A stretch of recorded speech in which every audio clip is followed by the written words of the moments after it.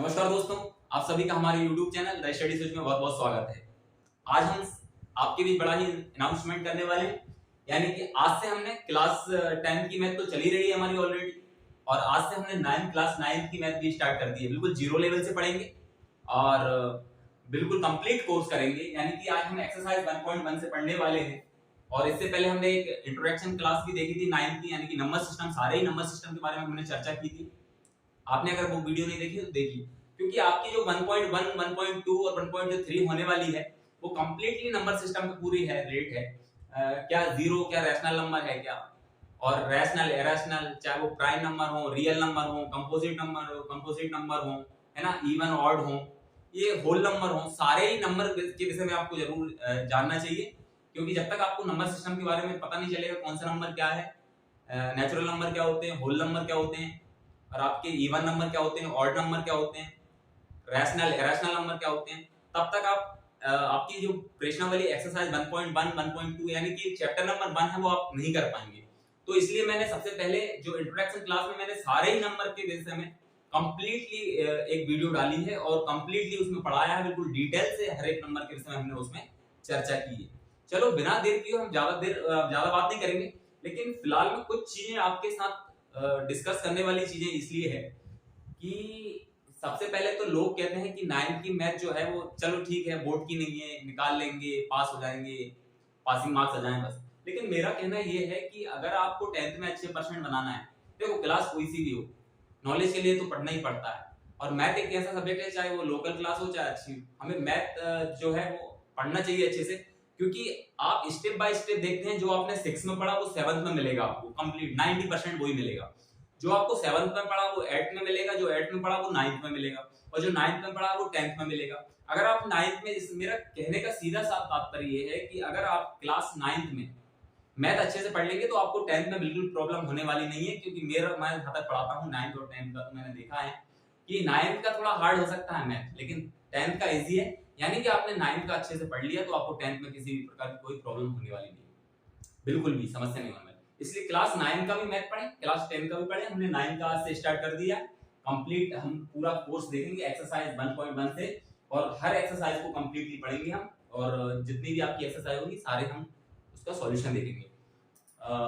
इसके विषय में एक चीज और चर्चा है कि अभी तो आपको रिकॉर्डेड क्लास मिलेगी, आने वाले समय में हम लाइव भी चालू करने वाले हैं, लेकिन अभी फिलहाल में हम रिकॉर्डेड आपको हर चैप्टर की क्लास मिलेगी। तो बिना देर के हम चलते हैं आज के लेक्चर पर। तो देखिए जरा, क्वेश्चन नंबर पहला क्या कहता है, is zero a rational number. और हाँ, एक चीज और मैं बताने वाला हूँ कि आप क्वेश्चन भले इंग्लिश मीडियम में लिखा हो चाहे हिंदी में लिखा हो, उससे कोई फर्क नहीं पड़ने वाला।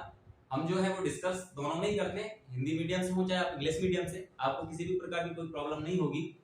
क्योंकि एक्सप्लेन जो है वो हिंदी और इंग्लिश दोनों में ही करते हैं, तो उससे कोई फर्क नहीं पड़ने वाला। आप सीधा सा, चाहे मीडियम आपका इंग्लिश हो हिंदी, आप पढ़ सकते हैं, ठीक है। तो देखिए, is zero a rational number, can you right it in the form p by q where p and q are integer and q not equal to 0। क्या कह रहा है प्रश्न, पहले हमें क्वेश्चन समझने की आवश्यकता है। क्वेश्चन क्या कहता है उसको समझने के आधार पर हम उसका हल करते हैं, है ना, उसका सॉल्यूशन देखते हैं। तो सबसे पहले क्वेश्चन क्या कह रहा है वो देखिए, is zero a rational number, क्या जीरो जो है वो रैशनल नंबर है, जीरो एक रैशनल नंबर है, तो can you right in the form of p by q। अगर वो रैशनल नंबर है आपका, तो क्या उसको आप p by q की फॉर्म में लिख पाएंगे। यानी कि अगर मैं हिंदी में बात करूं तो जो जीरो है वो एक रैशनल नंबर है, तो उसे क्या, रैशनल नंबर है अगर, तो उसे क्या आप p by q की फॉर्म में लिख सकते हैं क्या? और अगर लिख सकते हैं तो क्या शर्त है कि p और q क्या है, इंटीजर हैं, और q नॉट इक्वल टू क्या होना चाहिए, 0। ठीक है, ये शर्तें होती हैं। मैंने पहले भी आपको रैशनल नंबर के विषय में हम थोड़ी सी चर्चा और कर लेंगे आज। अब रैशनल नंबर होते क्या हैं, इसको सॉल्व करने से पहले हमें पता चलेगा, चलो जीरो क्या है हम उसके विषय में तो चर्चा करेंगे, साथ में हमें ये भी पता होना चाहिए कि रैशनल नंबर होते क्या है। उसके लिए मैंने कंप्लीट वीडियो डाली है, लेकिन हम थोड़ा सा इसमें चूंकि क्वेश्चन आया है तो डिस्कस कर लेते हैं। आपके रैशनल नंबर की अगर मैं बात करूं तो रैशनल नंबर की सिर्फ 3 शर्त है, मैंने आपको बताया था। यानी कि सबसे पहले तो आपका जो है वो p by q की फॉर्म में होना चाहिए। किसकी फॉर्म में होना चाहिए, p by q। दूसरा ये है कि जो q है वो नॉट इक्वल टू क्या होना चाहिए, 0। यानी कि जो आपका डिनोमिनेटर है, यानी कि अगर मैं बात करूं डिनोमिनेटर का, आपका जो q जो है वो कभी 0 नहीं होना चाहिए, 0 के बराबर नहीं होना चाहिए। अगर वो 0 के बराबर है तो वो क्या हो जाएगा, आपका रैशनल नंबर नहीं होगा। तीसरी बात ये होती है कि जो p और q है, p and q are integer, यानी कि जो आपके p और q है वो क्या है, आपके इंटीजर यानी कि पूर्णांक। py q की फॉर्म में लिखना, ठीक है। आपके रैशनल नंबर क्या हो सकते हैं, जिनको हम py q की फॉर्म में लिख सकते हैं, यानी कि py q की फॉर्म में लिख सकते हैं अंश बटे हर के रूप में। q है आपका जो डिनोमिनेटर है, यानी कि जो हर है, नीचे वाला अंश बटे हर बोलते हैं ना, वो क्या नहीं होना चाहिए, आपका 0 नहीं होना चाहिए। इंग्लिश में बात करूं तो denominator. p and q are integer, यानी कि p और जो q है वो पूर्णांक होना चाहिए, है ना, पूरा कंप्लीट नंबर होना चाहिए। यानी कि ना तो वो आपका किसमें होगा, दशमलव में नहीं होना चाहिए, क्या होना चाहिए, कंप्लीट आपका नंबर होना चाहिए। नेगेटिव हो सकता है, पॉजिटिव हो सकता है, नेगेटिव हो सकता है, पॉजिटिव हो सकता है, जीरो भी हो सकता है ना, लेकिन नंबर कंप्लीट होना चाहिए, बस ये आपको ध्यान रखना है। अब देखिए, जब हमने बात कर ली कि p बाय q की फॉर्म में होना चाहिए, q नॉट इक्वल टू 0 होना चाहिए, p एंड जो q r है वो not p and q r integer, यानी कि p और q क्या होना चाहिए, पूर्णांक होना चाहिए। तो हम शुरुआत 0 से ही करते हैं, क्योंकि इस क्वेश्चन में भी पूछा है। तो 0 जो है वो आपका एक रैशनल नंबर है, क्योंकि मैं क्या कह रहा हूं, देखो p बाय q की फॉर्म में इसको लिख सकते हैं, सबसे पहली शर्त होती है हमारी, तो पहली शर्त है तो 0/1 कर सकते हैं, हाँ 1/1 कर सकते हैं, लेकिन q नॉट इक्वल टू 0 होना चाहिए। बात ये हो रही है, बस ऊपर 0 हो सकती है ना, लेकिन डिनोमिनेटर में 0 नहीं होना चाहिए, बस इतनी सी शर्त थी। तो ये तो हमारी फॉलो करती है इस शर्त को, यानी कि राइट कर देते हैं। अब py ये हो गया हमारा p और ये हो गया q, तो py की फॉर्म में लिखा गया। दूसरी शर्त है q जो नॉट इक्वल टू 0 होना चाहिए, यानी कि q 0 के बराबर नहीं होना चाहिए। तो q 0 के बराबर नहीं होगा तो वो भी देख लेते हैं। हाँ, जो हमारा क्या है, q बराबर 1 है, हमारा यहाँ पे क्या है, q 1 है, तो ये शर्त भी पूरी हुई, है ना, कि q नॉट इक्वल टू क्या नहीं होना चाहिए, 0 नहीं होना चाहिए। तो ये हमने यहाँ भी क्या हुआ है, 0/1, यानी कि q क्या हमारा 1 है, तो ये शर्त भी पूरी हुई। अगला कह रहा है कि जो है p and q are integer, यानी कि p और q जो है वो क्या होना चाहिए, इंटीजर होना चाहिए, यानी कि पूर्णांक होना चाहिए। तो पूर्णांक क्या नंबर होते हैं, पहले तो हमें ये पता करना पड़ेगा इंटीजर क्या होते हैं, यानी कि पूर्णांक क्या होते हैं। तो पूर्णांक नेगेटिव नंबर होते हैं आपके सारे। आपने नंबर लाइन में कभी आपने देखा होगा कि 0 की मैं बात करूं तो इधर आपके पॉजिटिव नंबर होंगे सारे, ठीक है, पॉजिटिव नंबर होंगे, इधर 0 के इधर आपके नेगेटिव नंबर होंगे, ठीक है, यानी कि यहाँ पे -1 -2 -3 और डेल्टा जैस माइनस इंफिनिट तक। इधर प्लस में बात करूं तो 1 2 3 4 कहां तक, प्लस इंफिनिट तक, ठीक है, ये माइनस इंफिनिट तक और ये प्लस इंफिनिट। ये आपके क्या है, इंटीजर नंबर है। यानी कि इंटीजर नंबर की बात करूं तो सारे कंप्लीट नंबर होना चाहिए, और आपके पॉइंट में नहीं होंगे, सारे नेगेटिव नंबर हो जाएंगे, सारे पॉजिटिव नंबर हो जाएंगे, और zero non negative and positive, what even integer. 0 जो है ना तो आपका ऋणात्मक है 0, ना ही आपकी धनात्मक है, क्या है, सम इंटीजर यानी सम पूर्णांक है 0, ठीक है। तो जो है वो इंटीजर भी आप देखिएगा, इंटीजर सारे नंबर हैं, 0 क्या है, इंटीजर है, 1 क्या है, इंटीजर है, यानी कि ये सब भी पूरी कर ली। तो इसका मतलब क्या हुआ, हमारा जो 0 है वो रैशनल नंबर हो गया, ये हमने सिद्ध कर दिया, ये रैशनल नंबर है यानी कि 0। और उसको हम क्या right in the form of py q में भी लिख पा रहे हैं, है ना, py q में भी लिख लिया। तो हम यस 0 इसका है, यस 0 इज एक रैशनल नंबर, हमारा आंसर क्या होगा, 0 इज रैशनल नंबर। और हमने उसको क्या किसमें लिख के बता दिया, py q की फॉर्म में भी लिख के बता दिया, q बराबर 1 है, q नॉट इक्वल टू 0। भाई q हमारा क्या बोला, q नॉट इक्वल टू 0 होना चाहिए, यस, हम भी तो ये कह रहे हैं, q हमारा 0 नहीं है ना, q हमारा क्या है, q इक्वल टू 1, ठीक है। और क्या बोल रहा है, p and q are integers, हाँ p और q जो है हमारे इंटीजर्स हैं, 0 और 1, ठीक है।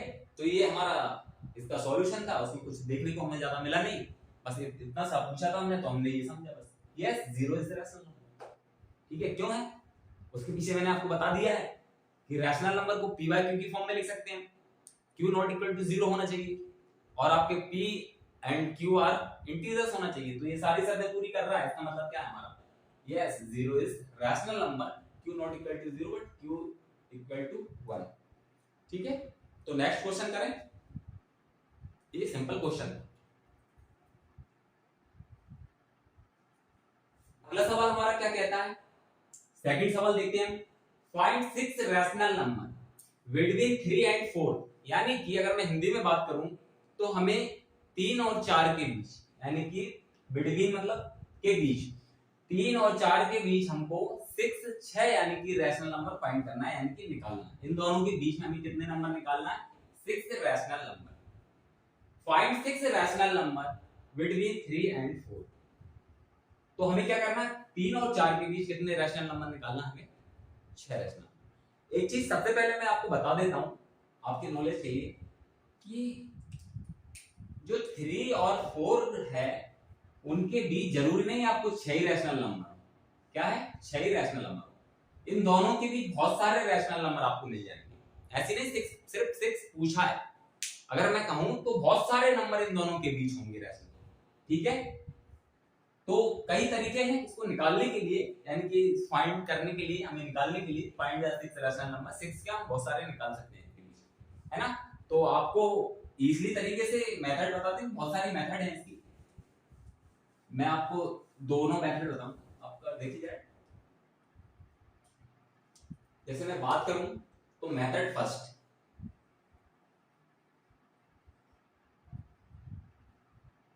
क्या है फर्स्ट, सबसे पहले तो आपको कितने नंबर निकालना है, 6।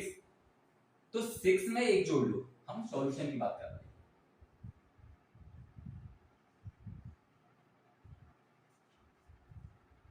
ठीक है, तो क्या कर लो आप, 6 + 1 यानी कितना आएगा आपका 7। अब आपका जो है बोथ ऑफ साइड में कहूंगा, यानी कि दोनों साइड आप 3 एंड 4 में आप मल्टीप्लाई कर दो 7/7 का। अगर मैं बात करूं बोथ ऑफ साइड मल्टीप्लाई 7/7, किसमें, दोनों साइड की बात कर रहे हैं, यानी कि हम किसकी बात कर रहे हैं, 3 7/7 और हमें कितने नंबर चाहिए, 6 चाहिए ना, 1 2 3 4 5 6, कितना 4 × 7/7। ठीक है, ये हमारा क्या हो जाएगा, 7 × 3 करेंगे तो 21/7, 1 2 3 4 5 6, ये कितना हो जाएगा 28/7। आपको कितने नंबर दिख रहा है इनके बीच में, आप तो देखिए 22 कितना हो जाएगा 7, 23/7, 24/7, 25/7,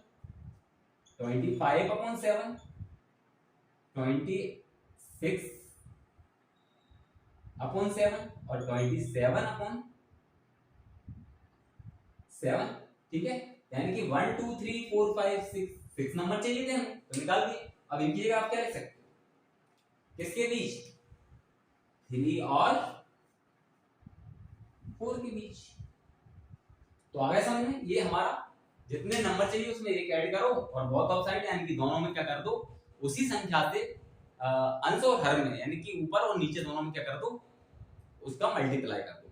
ठीक है, ये इजी तरीका है। अब बात ये आती है कि भाई अभी तो 6 चाहिए थी, अगर ज्यादा चाहिए होती तो फिर क्या करते हैं, है ना तरीका उसका भी हमारे पास, देख लिया,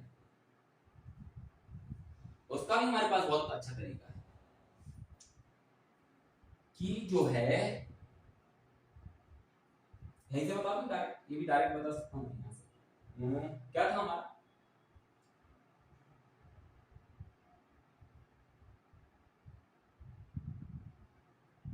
21/7 था एक आया था, और एक आया था हमारा 28/7, 10/10 का मल्टीप्लाई और कर दो, कितना हो जाएगा 210 यानी कि 210/70, और एक हो जाएगा आपका 280/70। अब देखिए कितने नंबर इन दोनों के बीच आ रहे हैं, लगभग 70 नंबर आ रहे हैं। तो ऐसे ही बढ़ाते जाएंगे और हम ढेर सारे रैशनल नंबर निकाल सकते हैं इनके बीच, है ना, कोई भी इसमें प्रॉब्लम होने वाली नहीं। और एक बेसिक तरीका और बताता हूँ आपको, वो सिंपल सा है, वो देखिए। तो आपको करना यही है एग्जाम में, इसमें टाइम ज्यादा नहीं लगता है और इजीली हम तरीके से आपके इन रैशनल नंबर निकाल सकते हैं। क्वेश्चन हमारा क्या कहता है, जैसे find the 6 rational number between 3 and 4, यानी कि हम कोई भी दो संख्याओं के बीच रैशनल नंबर अगर हमें निकालना हो तो ये मेथड सबसे इजी है ना। लेकिन इससे भी ज्यादा निकालना हो तो एक तरीका और बताता हूं मैं, इसका ही सॉल्यूशन देखिए आप।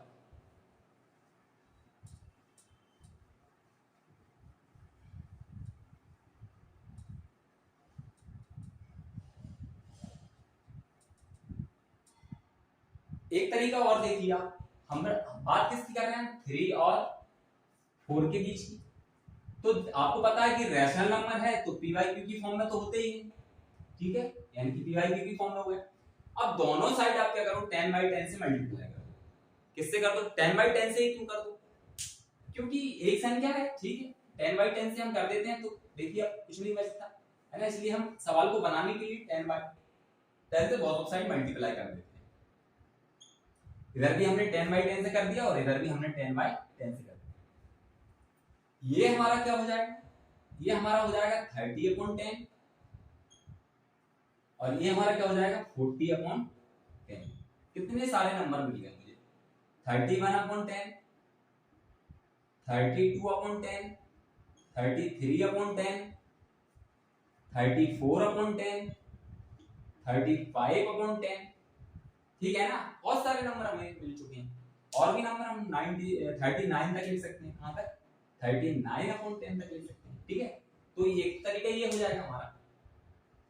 और नंबर चाहिए हो तो हम 10/10 करेंगे, ये 300 हो जाएगा, ये 400, कितने ढेर सारे नंबर हम इनके बीच मिल जाएंगे, तो किसी भी प्रकार की कोई समस्या होने वाली नहीं। और देखिए जरा एक तरीका और, तो देखिए जरा नेक्स्ट सवाल क्या कहता है, find 5 rational number between 3/5 and 4/5, यानी कि हमें जो है वो किस किस के बीच, 3/5 और आपका 4/5 के बीच आपको क्या करना है, 5 रैशनल नंबर निकालना है। तो सबसे पहले मैंने आपको 2-3 मेथड बताई, आप दोनों से कर सकते हैं, मैं आपको दोनों बताता हूं। देखिए सबसे पहला तो आप मैं बेसिक मेथड जिससे आपको करना है एग्जाम में, एग्जाम की पॉइंट ऑफ व्यू से क्या होता है, इजीली मेथड आप करेंगे, टाइम बचेगा आपको, है ना, तो वो मैंने आपको पहले बता दी। देखिए मेथड फर्स्ट सॉल्यूशन,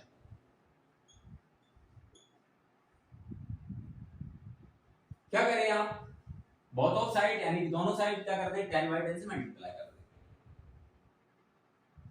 हैं। ऐसा आपको 3/5 है इनटू क्या करते हैं 10/10 से कितने नंबर चाहिए, 5, सिर्फ 10, 1 2 3 4 5, 4/5 इनटू क्या करें आप 10/10 से मल्टीप्लाई करते हैं, कितना हो जाएगा 30/50 और ये क्या हो जाएगा आपका 40/50। कितने नंबर चाहिए आपको, 5 चाहिए, तो क्या हो जाएगा 31/50, 32/50, 33/50, 34/50 और 35/50, ये आपके 5 नंबर 50 है ना, ये आपके 5 नंबर है। सिंपल तरीका है ये निकालने का, या तो आप इससे निकाल सकते हैं, इजीली तरीका है बिल्कुल, आपको रैशनल नंबर निकालना है ना, ठीक है। 30/50, 31/50, 32/50, 33/50, 34/50, ऐसे आप कहां तक, एक तरीका तो ये है आपका, ठीक है, ये हो गया। दूसरा तरीका और मैं बताता हूं आपको, देखिए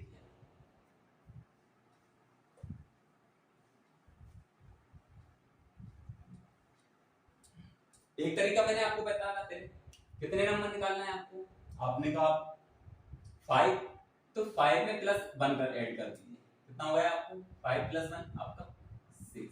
अब बोथ ऑफ साइड 6/6 से मल्टीप्लाई कर दीजिए आप, तो क्या हो जाएगा आपका, पहला क्या है आपका 3/5 और दूसरा क्या है आपका 4/5, कर दो आप 6/6 मल्टीप्लाई, 6/6 से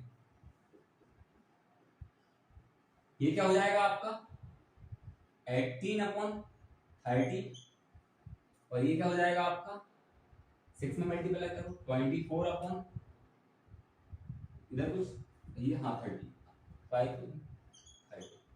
तो ये तो खैर जितने आपको चाहिए उतने ही मिलेंगे इस प्रोसेस से, है ना। कितने चाहिए 5 1 2 3 4 5 देखिए ना 90/30 20/30 इनके बीच कॉमा लगा दीजिए 21/30 22/30 और 23/30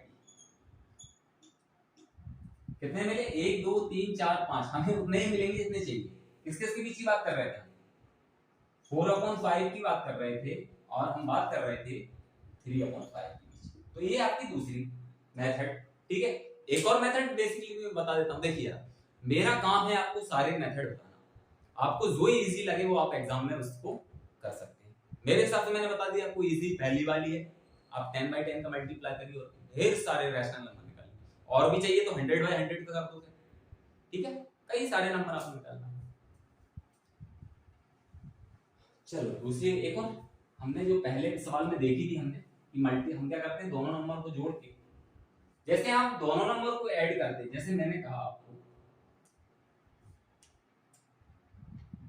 a बराबर क्या हो जाएगा आपका 3/5, b बराबर क्या हो जाएगा 4/5, दोनों को जोड़ दो यानी कि आपका फॉर्मूला क्या हो जाएगा रैशनल नंबर के लिए बिटवीन रैशनल नंबर, है ना। क्या 3/5 एंड 4/5 बिटवीन यानी कि दोनों के बीच रैशनल नंबर का आपका फॉर्मूला क्या हो जाएगा रैशनल नंबर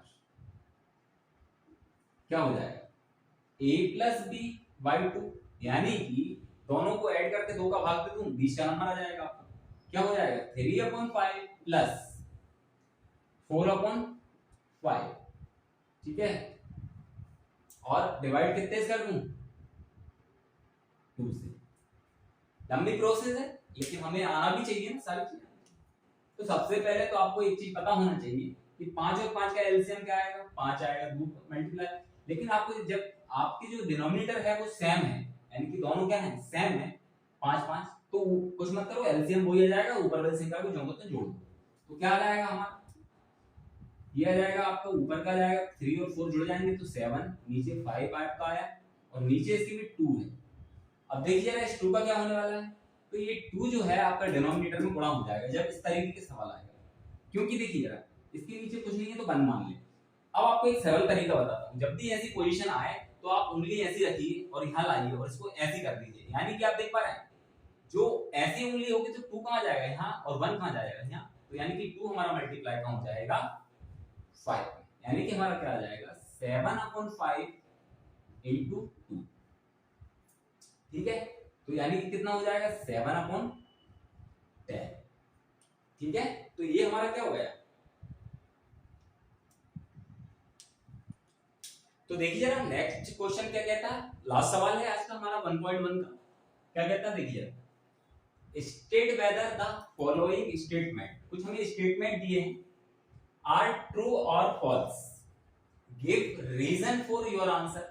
आपको क्या करना है, ये जो हमारा स्टेटमेंट दिए हैं तीनों, इसमें आपको पहली बात तो ये पता लगाना है कि जो स्टेटमेंट है वो ट्रू है कि फॉल्स, मतलब सही है कि गलत है, जो हमें दिया है वो सही है कि गलत है, और अगर सही और गलत है, अगर गलत है तो क्यों, मतलब उसका आपको रीजन देना है, और सही है तो उसका भी आपको रीजन देना है, यानी कि बताना है क्यों सही, ठीक है।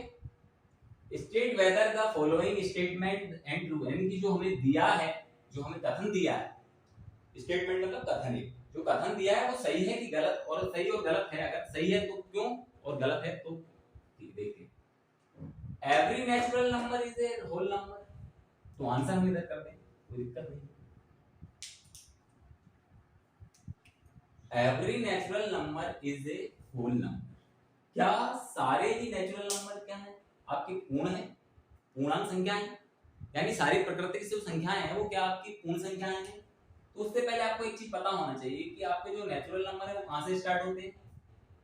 अगर मैं बात करूं नेचुरल नंबर की तो आपको ई से रिप्रेजेंट करते हैं, सॉरी एन से रिप्रेजेंट करेंगे नेचुरल नंबर, ठीक है, और कहां से स्टार्ट होंगे 1 2 3 4 कहां तक जाएंगे इंफिनिट।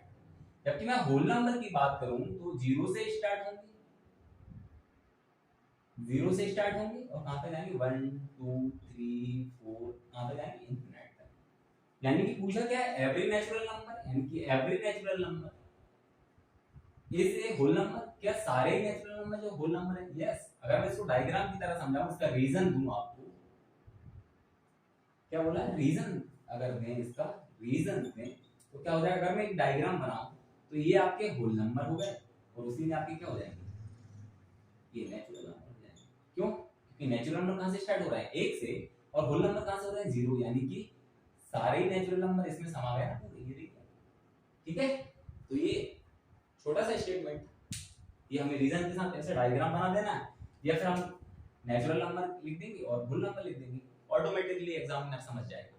ठीक है, कोई फर्क नहीं पड़ना होगा। और देखिए जरा अगला, तो समझ गया ना ये चीज, अगला देखिए। तो हाँ एक चीज है तो भूल ही गया मैं, क्या है भैया, ये ट्रू है, पहले तो आपके लिख देंगे ट्रू है और रीजन लिख देंगे। ठीक है, नेक्स्ट देखते हैं स्टेटमेंट के लिए, every integer is a whole number. क्या every integer is a whole number? तो देखते हैं जरा, पहली बात तो ये फॉल्स है, गलत है, क्योंकि सारे ही आपके पूर्णांक जो है वो होल नंबर कैसे हो सकते हैं भाई? अगर मैं सारे ही आपको इंटीजर्स की बात करूं तो नेगेटिव होते हैं, पॉजिटिव होते हैं, जीरो भी होता है उसमें। लेकिन अगर मैं होल नंबर की बात करूं तो सारे जीरो और सारे ही पॉजिटिव आपके नंबर हो जाएंगे, है ना? तो क्या हो जाएंगे देखिए जरा, सबसे पहले अगर मैं बात करूं तो आपकी होल नंबर की बात करूं, W से रिप्रेजेंट करेंगे होल नंबर, कहां से स्टार्ट होंगे 0 1 2 3 4 कहां तक जाएंगे इंफिनिट तक जाएंगे। लेकिन अगर मैं इंटीजर्स की बात करूं, यानी कि आई से आप रिप्रेजेंट कर दो, तो क्या हो जाएगा आपका 0 हो जाएगा, इधर पॉजिटिव सारे नंबर आपके, यानी कि 1 हो जाएगा 2 हो जाएगा 3 हो जाएगा कहां तक प्लस इंफिनिट तक, और इधर माइनस इंफिनिट तक हो जाएगा, 1 हो जाएगा -2 हो जाएगा -3 हो जाएगा कहां तक माइनस इंफिनिट तक। तो बताओ अगर क्या कह रहा है हमारा statement, every integers is a whole number, के सारे इंटीजर्स जो हैं वो क्या होल नंबर है? सारे इंटीजर्स होल नंबर कैसे हो सकते हैं भाई? सारे इंटीजर्स से नेगेटिव इंटीजर्स कहां होल नंबर होंगे भाई? ये तो सिर्फ पॉजिटिव आपके 0 और ये हो सकते हैं, लेकिन नेगेटिव नेगेटिव तो हो ही नहीं सकते। इसलिए क्या हो जाएगा आपका, आप ऐसा बना के और क्या कर देंगे, ये हो जाएगा आपका फॉल्स। ठीक है, मतलब गलत हो जाएगा ये, क्योंकि होल नंबर जो है वो 0 से स्टार्ट होते हैं, जबकि इंटीजर तो नेगेटिव और पॉजिटिव सारे जाए, तो every integer is whole number हो ही नहीं सकते। सारे ही आपके इंटीजर होल नंबर हो सकते नहीं, नेगेटिव इंटीजर्स कहां होल नंबर होंगे। ठीक है, तो ये हम डायग्राम बना के समझा दीजिए। ठीक है, नेक्स्ट स्टेटमेंट और देख लेते हैं हम, क्या है, every rational number is a whole number. No, ये भी गलत है, फॉल्स। क्यों फॉल्स है वो देखिए, एवरी रैशनल नंबर, यानी कि रैशनल नंबर क्या है पहले आप देखेंगे, तो रैशनल नंबर को मैं आर से रिप्रेजेंट करूंगा, W से भी कर देते हैं कहीं। तो देखिए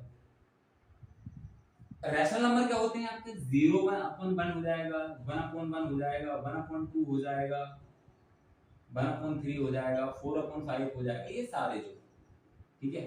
जबकि आपके होल नंबर की बात करूं तो होल नंबर क्या होते हैं, 0 1 2 3 4 5 ये होते हैं, है ना? ये दोनों ही अलग अलग हैं, ये जो होल नंबर ये है रैशनल नंबर ये है। होल नंबर रैशनल नंबर तो हो सकते हैं, यानी कि मैं इनको इनके बटे में 1 करके इसको रैशनल नंबर बना सकता हूं, लेकिन चूंकि पूर्ण संख्याएं हमेशा क्या होंगी, फ्रैक्शन में नहीं होंगी, वो आपके कैसे हो सकते हैं, है ना? तो एवरी रैशनल नंबर जो है वो इज ए होल नंबर हो सकते हैं क्या? नहीं, रैशनल नंबर पीवाईक्यू की फॉर्म में होते हैं, जबकि आपके जो होल नंबर है वो आपके कंप्लीट नंबर होगा, यानी कि पूर्ण संख्याएं होंगी, ना कि वो फ्रैक्शन में होंगी। ठीक है, तो ये रीजन और से यानी गलत है। ठीक है, तो आज के लेक्चर को हम यहीं समाप्त करते हैं, काफी लंबा हो गया। मिलते हैं अगले वीडियो में 1.2 के साथ। जय हिंद, जय भारत।